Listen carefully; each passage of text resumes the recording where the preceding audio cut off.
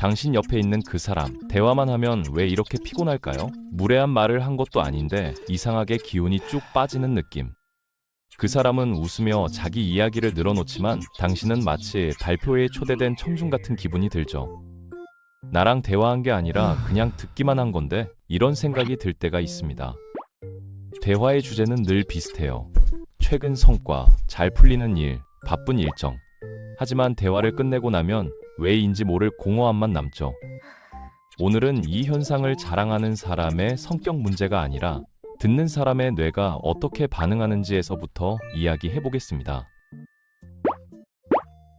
왜 우리는 자랑을 들을 때 정보를 얻는 대신 불편함을 느낄까요? 우리 뇌는 대화를 단순한 말의 오고 감으로 처리하지 않습니다. 뇌는 대화를 일종의 교환 상황으로 인식해요. 관심을 주면 관심을 돌려받기를 기대하고 이야기를 들어주면 나도 존중받기를 기대하는 거죠. 이 균형이 맞을 때 대화는 편안해집니다. 문제는 어떤 대화에서는 이 균형이 완전히 깨진다는 겁니다. 한쪽은 계속 말하고 다른 한쪽은 계속 듣기만 할 때 뇌는 이 상황을 불공정한 교환으로 해석합니다. 이때 느껴지는 감정이 바로 불편함이에요. 이건 의식적으로 판단하는 게 아닙니다. 뇌가 자동으로 계산하는 거죠. 내가 준 만큼 받고 있나? 이 질문에 대한 답이 계속 아니요로 나오면 뇌는 경고 신호를 보내기 시작합니다. 그게 바로 대화 후에 느껴지는 묘한 피로감이죠. 흥미로운 건 자랑이 항상 불편한 건 아니라는 겁니다. 오히려 어떤 자랑은 사람을 끌어당기기도 하거든요. 차이는 맥락에 있어요. 질문에 대한 답으로 나온 자랑이나 경험을 공유하는 과정에서 나온 자랑은 비교적 자연스럽습니다. 하지만 대화의 흐름과 무관하게 등장하거나 상대의 반응을 확인하지 않거나 말의 끝이 늘 자기 자신으로 돌아올 때는 완전히 달라져요. 이때 뇌는 이 대화는 나를 위한 게 아니다 라고 판단합니다. 예를 들어볼게요. 친구가 최근 힘든 일을 털어놓았어요. 당신이 공감을 표하려고 하는데 상대가 이렇게 말하는 거죠. 아, 나도 그런 적 있어. 근데 나는 그때 프로젝트 3개를 동시에 진행하면서 극복했거든? 여기서 문제는 프로젝트 3개가 아니에요. 대화의 방향이 상대에게서 자신으로 넘어왔다는 겁니다. 자랑의 문제는 내용이 아니라 대화의 방향성입니다. 여기서 중요한 포인트가 하나 있어요. 인간은 관계를 맺을 때 항상 무의식적으로 한 가지를 평가하거든요. 이 사람과 함께 있으면 에너지가 채워질까? 자랑이 많은 사람과의 대화는 대체로 에너지를 소모하게 만듭니다. 왜냐하면 공감보다 설명이 많고 질문보다 주장에 가깝고 상호작용보다 전달에 가까운 형태로 흘러가기 때문이에요. 이건 악의가 있어서가 아닙니다. 대화의 구조가 그렇게 만들어지는 거죠. 실제로 대화를 녹음해서 분석해보면 흥미로운 패턴이 나와요. 자랑이 많은 대화에서는 한 사람의 발화 시간이 80% 이상을 차지하는 경우가 많습니다. 반면 편안한 대화는 대략 60대 40에서 50대 50 정도의 비율을 보이거든요. 이 차이가 누적되면 관계의 거리가 만들어집니다. 그래서 우리는 논리적으로는 괜찮은 사람인데 감정적으로는 멀어지게 돼요. 뭐라고 꼬집을 수는 없는데 자꾸 피하게 되는 거죠. 그럼 이런 질문이 남습니다. 왜 어떤 사람들은 자랑을 멈추지 못할까요? 이건 인정 욕구의 문제예요. 인정받는 방식에는 두 가지가 있습니다. 관계 속에서 자연스럽게 얻는 인정과 말과 설명으로 확보하려는 인정. 후자에 익숙해질수록 사람은 더 자주 자신의 가치를 말로 확인하려 합니다. 문제는 말로 얻은 인정은 오래가지 않는다는 점이에요. 그래서 다시 말하고 조금 더 강조하고 조금 더 극적으로 표현하게 됩니다. 이건 허세가 아니라 불안한 확인 과정에 가까워요. 심리학에서는 이를 외적 검증 의존이라고 부릅니다.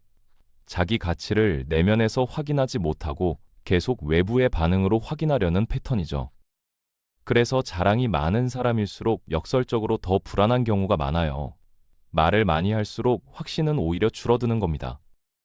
다른 사람들의 눈에는 자신감 넘치는 사람으로 보이지만 실제로는 끊임없이 자신의 가치를 증명하려는 불안감이 작동하고 있는 거예요. 이 패턴이 반복되면서 자랑은 습관이 되고 습관은 정체성의 일부가 됩니다. 사람들은 보통 자랑을 하면 미움받는다고 생각합니다. 하지만 정확히 말하면 자랑은 미움보다 신뢰를 조금씩 깎아내요. 왜냐하면 말이 많아질수록 사람들은 자연스럽게 이렇게 묻기 시작하거든요. 그럼 실제로는 어떤가? 말이 설명을 대신하기 시작하면 행동은 상대적으로 보이지 않게 됩니다. 이 순간부터 자랑은 자신을 돋보이게 하는 도구가 아니라 의심을 불러오는 배경이 되는 거예요. 실제로 리더십 연구를 보면 흥미로운 결과가 나옵니다. 자신의 성과를 자주 언급하는 리더보다 팀원의 성과를 언급하는 리더가 더 높은 신뢰를 받는다는 겁니다. 이건 겸손의 문제가 아니에요. 사람들은 말보다 행동의 일관성을 더 신뢰한다는 거죠. 말이 많아질수록 검증의 필요성은 커지고 그 과정에서 신뢰는 흔들립니다. 특히 말과 행동이 일치하지 않을 때 그 간극은 더 크게 느껴지거든요. 사람들은 본능적으로 이 불일치를 감지하고 거리를 두기 시작합니다. 그럼 우리는 어떻게 말해야 할까요? 해답은 자랑을 안 하는 것이 아닙니다. 핵심은 대화의 무게중심을 바꾸는 거예요. 결과보다 과정, 성과보다 고민, 완성보다 시행착오. 이렇게 말의 중심을 옮기면 상대는 비교 대상이 아니라 이야기의 동반자가 됩니다. 잘 됐어요 보다 이 부분이 생각보다 어려웠어요 라는 말이 더 많은 대화를 만들어내는 이유예요. 왜냐하면 완벽한 결과는 거리를 만들지만 진행 중인 고민은 연결을 만들거든요. 예를 들어 볼게요. 같은 성과를 말하더라도 이렇게 달라집니다. 저희 팀이 이번 분기 매출 120% 달성했어요 대신 목표를 잡을 때는 솔직히 불안했는데 팀원들이 의외의 방법을 제시해줘서 가능했어요 라고 말하는 거죠. 내용은 같지만 두 번째 말은 상대가 반응할 여지를 줍니다. 질문할 수 있고 공감할 수 있고 자신의 경험을 보탤 수 있어요. 대화는 거기서 시작되는 겁니다. 완성된 성과보다 그 과정에서 겪은 시행착오를 이야기하면 상대방은 자신의 경험과 연결할 수 있게 되거든요. 나도 그런 적 있어 라는 공감이 자연스럽게 나오는 거죠. 이렇게 대화의 중심이 나에서 우리로 옮겨가면 분위기가 완전히 달라집니다. 더 이상 누가 더 잘났는지를 겨루는 자리가 아니라 서로의 경험을 나누는 자리가 되는 거예요. 그리고 이런 대화를 나눈 후에는 에너지가 빠지는 게 아니라 오히려 채워지는 느낌을 받게 됩니다. 사람들이 오래 곁에 두는 사람은 가장 뛰어난 사람이 아닙니다. 함께 있으면 말할 공간이 있고 평가받는 느낌이 없고 에너지가 줄지 않는 사람이에요. 자랑을 멈춘 사람이 아니라 상대를 대화 안으로 초대하는 사람이 결국 신뢰를 얻습니다. 당신이 정말 가치 있는 사람이라면 굳이 설득하지 않아도 사람들은 느끼게 되어 있어요. 말이 아니라 존재로 전해지는 겁니다. 당신의 태도, 당신이 상대를 대하는 방식, 당신이 만들어내는 대화의 분위기. 이 모든 것이 말보다 더 강력한 메시지를 전달하거든요. 오늘 이후로 대화가 끝난 뒤 상대가 어떤 기분으로 자리를 떠나는지 한번 떠올려 보세요. 그게 당신의 진짜 인상입니다.